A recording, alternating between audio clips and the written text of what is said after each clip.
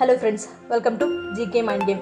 ಪ್ರಶ್ನೆಗಳ ಸಂಪೂರ್ಣ ಮಾಹಿತಿಗಾಗಿ ವಿಡಿಯೋನ ಎಲ್ಲೂ ಸ್ಕಿಪ್ ಮಾಡದೆ ಕಂಪ್ಲೀಟ್ ಆಗಿ ನೋಡಿ. ಇವತ್ತಿನ ಪ್ರಶ್ನೆಗಳಲ್ಲಿ ಮೊದಲನೇ ಪ್ರಶ್ನೆ, ಕಣ್ಣಿಂದ ಬರುವ ಕಣ್ಣೀರಿನ ಸಮಸ್ಯೆಯನ್ನು ಪರಿಹರಿಸಲು ಯಾವುದು ಸುಲಭ ಪರಿಹಾರವಾಗಿದೆ? Options: A ice cube, B rose water, C ಆಲೂಗಡ್ಡೆ, ಡಿ ಸೌತೆಕಾಯಿ.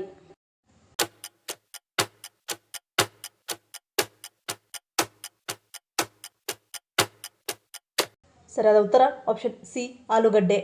ಕಣ್ಣಿನಲ್ಲಿ ನೀರಿನ ಸಮಸ್ಯೆ ಇದ್ದರೆ ಹಸಿ ಆಲೂಗಡ್ಡೆಯಿಂದ ಪರಿಹಾರ ಪಡೆಯಬಹುದು. ಹಸಿ ಆಲೂಗಡ್ಡೆಯನ್ನು ಹೋಳುಗಳಾಗಿ ಕತ್ತರಿಸಿ ಸ್ವಲ್ಪ ಸಮಯದವರೆಗೆ ಕಣ್ಣುಗಳ ಮೇಲೆ ಇಟ್ಟುಕೊಳ್ಳಿ. ಇದನ್ನು ದಿನಕ್ಕೆ 2-3 ಬಾರಿ ಮಾಡಿ. ಇದರಿಂದ ಕಣ್ಣಿನಿಂದ ಬರುವ ಕಣ್ಣೀರಿನ ಸಮಸ್ಯೆಯನ್ನು ಕಡಿಮೆ ಮಾಡಬಹುದು. ಎರಡನೇ ಪ್ರಶ್ನೆ, ಅಸಾಮಾನ್ಯ ನಿರಂತರ ಕುತ್ತಿಗೆ ನೋವನ್ನು ನಿರ್ಲಕ್ಷಿಸಿದರೆ ಯಾವ ಕಾಯಿಲೆ ಬರುವ ಸಾಧ್ಯತೆ ಇರುತ್ತದೆ?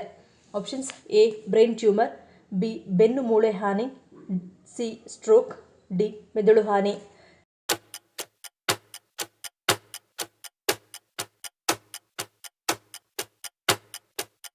ಸರಿಯಾದ ಉತ್ತರ ಆಪ್ಷನ್ ಸಿ ಸ್ಟ್ರೋಕ್.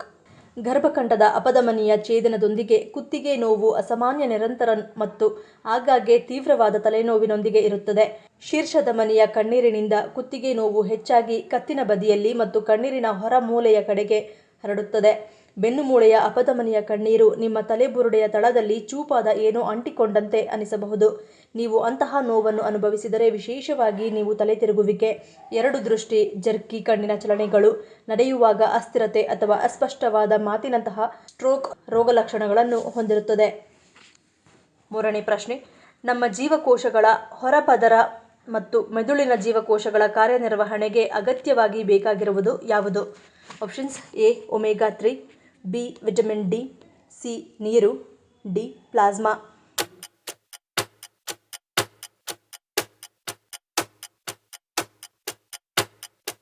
ಸರಿಯಾದ ಉತ್ತರ ಆಪ್ಷನ್ ಎ ಒಮೆಗಾ 3. ನಮ್ಮ ಜೀವಕೋಶಗಳ ಹೊರಪದರ ಮತ್ತು ವಿಶೇಷವಾಗಿ ಮೆದುಳಿನ ಜೀವಕೋಶಗಳ ಕಾರ್ಯನಿರ್ವಹಣೆಗೆ DHA ಅತಿ ಅಗತ್ಯವಾಗಿ ಬೇಕಾಗಿರುವ ಅಮೈನೋ ಆಮ್ಲವಾಗಿದೆ. ಯಾವಾಗ ಈ ಒಮೆಗಾ 3 ಕೊಬ್ಬಿನ ಆಮ್ಲಗಳ ಕೊರತೆಯಾಗುತ್ತದೆಯೋ ಆಗ ಮೆದುಳಿನ ಜೀವಕೋಶಗಳು ಸಾಯತೊಡಗುತ್ತವೆ. ಆಲ್ಝೀಮರ್ಸ್ ಕಾಯಿಲೆ, ಮರೆಗುಳಿತನ ಎದುರಾಗಲು ಇದು ಮುಖ್ಯ ಕಾರಣವಾಗಿದೆ. ಅಲ್ಲದೆ ಖಿನ್ನತೆ, ಉದ್ವೇಗ ಮೊದಲಾದ ಮಾನಸಿಕ ತೊಂದರೆಗಳು ಎದುರಾಗುತ್ತವೆ.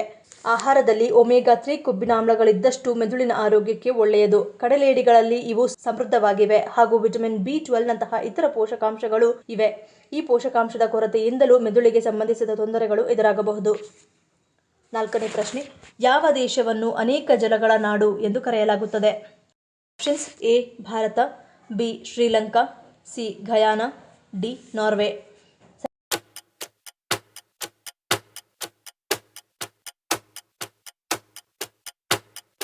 ಸರಿಯಾದ ಉತ್ತರ ಆಪ್ಷನ್ ಸಿ ಗಯಾನಾ. ಗಯಾನವನ್ನು ಅನೇಕ ಜಲಗಳ ನಾಡು ಎಂದು ಕರೆಯಲಾಗುತ್ತದೆ ಏಕೆಂದರೆ ಇದು ಹಲವಾರು ನದಿಗಳು, ತೊರೆಗಳು ಮತ್ತು ದೇಶದಾದ್ಯಂತ ಹರಿಯುವ ತೊರೆಗಳನ್ನು ಹೊಂದಿದೆ. ಅದರ 80%ಗಿಂತ ಹೆಚ್ಚು ಭೂಮಿಯನ್ನು ಕಾಡುಗಳು ಮತ್ತು ಕಾವೋದಂತಹ ಪ್ರಸಿದ್ಧ ಜಲಪಾತಗಳಿಂದ ಆವೃತವಾಗಿದೆ. ನೀರು ಗಯಾನಾದ ಸೌಂದರ್ಯ ಮತ್ತು ಗುರುತನ್ನು ರೂಪಿಸುತ್ತದೆ. ಐದನೇ ಪ್ರಶ್ನೆ, ದೇಹದಲ್ಲಿ ಯಾವುದರ ಅಸಮತೋಲನವಾದರೆ ನಾಲಿಗೆ ಕಡುಗೆಂಪು ಬಣ್ಣವನ್ನು ಹೊಂದಿರುತ್ತದೆ? ಆಪ್ಷನ್ಸ್: ಎ ಕಫ, ಬಿ ವಾತ, ಸಿ ಪಿತ್ತ, ಡಿ ಮೇಲಿನ ಎಲ್ಲವೂ.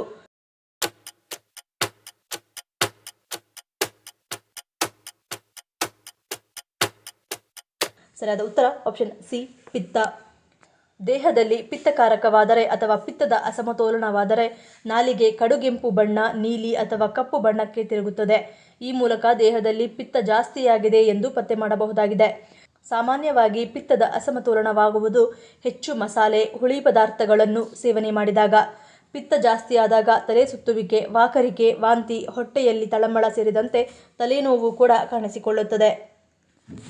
ಆರನೇ ಪ್ರಶ್ನೆ, ಭಾವನಾತ್ಮಕ ಅಂತಃಪ್ರಜ್ಞೆಯನ್ನು ಹೊಂದಿರುವ ರಾಶಿ ಯಾವುದು? ಆಪ್ಷನ್ಸ್: ಎ ಮೀನ, ಬಿ ವೃಷಭ, ಸಿ ಸಿಂಹ, ಡಿ ಕುಂಭ.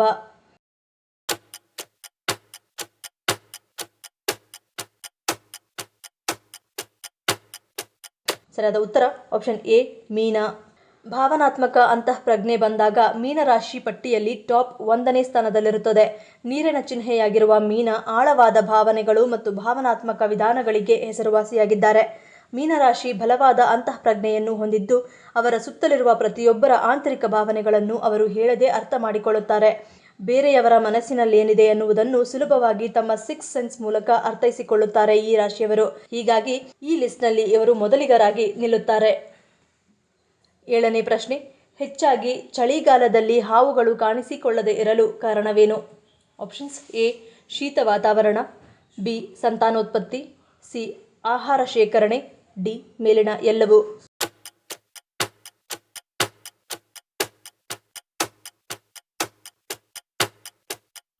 ಸರಿಯಾದ ಉತ್ತರ ಆಪ್ಷನ್ ಎ, ಶೀತ ವಾತಾವರಣ. ಚಳಿಗಾಲ ಬಂದಾಗ ಹಾವುಗಳು ತಟಸ್ಥ ಸ್ಥಿತಿಗೆ ಹೋಗುತ್ತವೆ. ಈ ಸ್ಥಿತಿಯನ್ನು ಚಳಿಗಾಲದ ನಿದ್ರೆ ಎಂದು ಕರೆಯಲಾಗುತ್ತದೆ.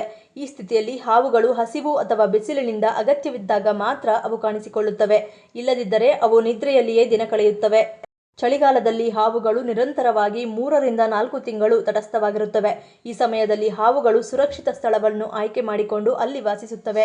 ಈ ಸಮಯದಲ್ಲಿ ಹಾವುಗಳು ಇತರ ದಿನಗಳಲ್ಲಿ ಬೇಟೆಯಾಡುವ ಮೂಲಕ ಸಂಗ್ರಹವಾದ ಕ್ಯಾಲೋರಿಗಳ ಸಹಾಯದಿಂದ ತಮ್ಮ ದೇಹಕ್ಕೆ ಶಕ್ತಿಯನ್ನು ಪಡೆಯುತ್ತವೆ.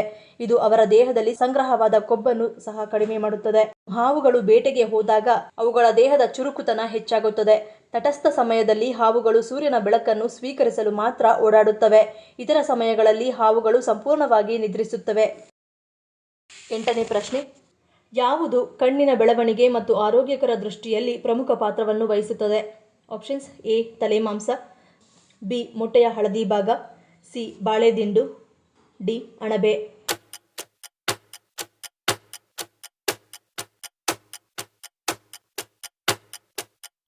ಸರಿಯಾದ ಉತ್ತರ ಆಪ್ಷನ್ ಬಿ, ಮೊಟ್ಟೆಯ ಹಳದಿ ಭಾಗ. ಮೊಟ್ಟೆಯ ಹಳದಿ ಲೋಳೆಯು 2 ಕ್ಯಾರೋಟಿನಾಯ್ಡ್ಗಳನ್ನು ಹೊಂದಿರುತ್ತದೆ, ಲ್ಯೂಟಿನ್ ಮತ್ತು ಜಿಯಾಕ್ಸಾಂಥಿನ್. ಇದು ಕಣ್ಣಿನ ಆರೋಗ್ಯಕ್ಕೆ ಮುಖ್ಯವಾಗಿದೆ. ಈ ಕ್ಯಾರೋಟಿನಾಯ್ಡ್ಗಳು ಕಣ್ಣಿನ ಬೆಳವಣಿಗೆ ಮತ್ತು ಆರೋಗ್ಯಕರ ದೃಷ್ಟಿಯಲ್ಲಿ ಪ್ರಮುಖ ಪಾತ್ರವನ್ನು ವಹಿಸುತ್ತವೆ. ಇವು ಕಣ್ಣುಗಳ ಅಪಾಯವನ್ನು ಕಡಿಮೆ ಮಾಡಲು ಸಹಾಯ ಮಾಡುತ್ತವೆ. 9ನೇ ಪ್ರಶ್ನೆ, ರಾತ್ರಿ ವೇಳೆ ಮಲಗುವಾಗ ಚಳಿಗೆ ಸ್ವೆಟರ್ ಅಥವಾ ಸಾಕ್ಸ್ ಧರಿಸಿ ಮಲಗುವುದರಿಂದ ಏನಾಗುತ್ತದೆ? ಆಪ್ಷನ್ಸ್: ಎ, ದೇಹ ಬೆಚ್ಚಗಿರುತ್ತದೆ, ಬಿ, ಉತ್ತಮ ನಿದ್ದೆ, ಸಿ, ರಕ್ತದೊತ್ತಡ, ಡಿ, ಹೃದಯ ಸಮಸ್ಯೆ.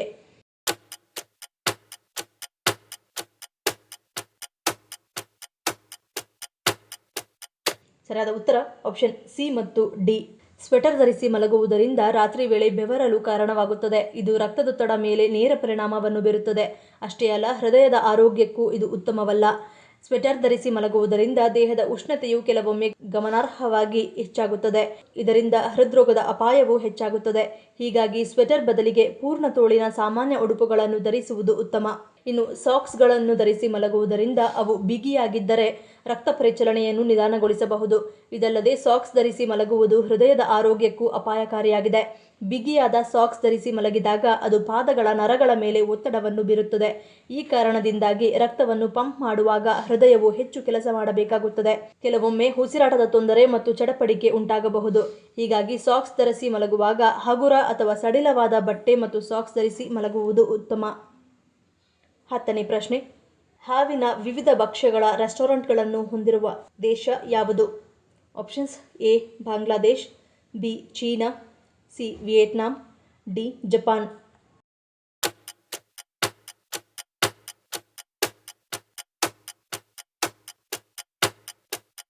ಸರಿಯಾದ ಉತ್ತರ ಆಪ್ಷನ್ ಸಿ, ವಿಯೆಟ್ನಾಂ. ವಿಯೆಟ್ನಾಂನ ರಾಜಧಾನಿ ಹನೋಯ್ ಹಾವಿನ ಹಳ್ಳಿಗೆ ಹೆಸರುವಾಸಿಯಾಗಿದೆ. ಅಲ್ಲಿ ನೀವು ಹಾವುಗಳಿಂದ ತಯಾರಿಸಿದ ವಿಲಕ್ಷಣ ಭಕ್ಷ್ಯಗಳನ್ನು ನೀಡುವ ರೆಸ್ಟೋರೆಂಟ್ಗಳಿಂದ ಕೂಡಿದ ಬೀದಿಗಳನ್ನು ಕಾಣಬಹುದು. ಹಾವಿನ ರಕ್ತ ಮಾತ್ರವಲ್ಲ, ವಿಷಕ್ಕೂ ತನ್ನದೇ ಆಗಿರುವ ಬೇಡಿಕೆ ಇದೆ. ಹಾವಿನಿಂದ ತಯಾರಿಸಿದ ಬೇರೆ ಬೇರೆ ಖಾದ್ಯಗಳಿಗೂ ಇಲ್ಲಿ ಬೇಡಿಕೆ ಹೆಚ್ಚಾಗಿದೆ. ಈ ಪ್ರಶ್ನೆಗಳಲ್ಲಿ ನೀವು ಎಷ್ಟು ಪ್ರಶ್ನೆಗಳಿಗೆ ಸರಿ ಉತ್ತರವನ್ನು ಕೊಟ್ಟಿರಿ ಅನ್ನೋದನ್ನು ಕಮೆಂಟ್ ಮಾಡಿ ತಿಳಿಸಿ. ಈ ವಿಡಿಯೋ ನಿಮ್ಗೆ ಇಷ್ಟ ಆಗಿದ್ರೆ ಮರಿದೇ ಲೈಕ್ ಮಾಡಿ, ಶೇರ್ ಮಾಡಿ, ಸಬ್ಸ್ಕ್ರೈಬ್ ಮಾಡಿ. ನನ್ನ ಚಾನಲ್ನ ಇನ್ನೂ ಸಬ್ಸ್ಕ್ರೈಬ್ ಮಾಡಿದೆ ಹಾಗೆ ವಿಡಿಯೋಸ್ ನೋಡಿದರೆ ಪ್ಲೀಸ್ ಸಬ್ಸ್ಕ್ರೈಬ್ ಮಾಡಿ, ಸಪೋರ್ಟ್ ಮಾಡಿ. ಮತ್ತೊಂದು ಇಂಟ್ರೆಸ್ಟಿಂಗ್ ವಿಡಿಯೋದೊಂದಿಗೆ ಸಿಗ್ತೀನಿ. Until love you all, take care.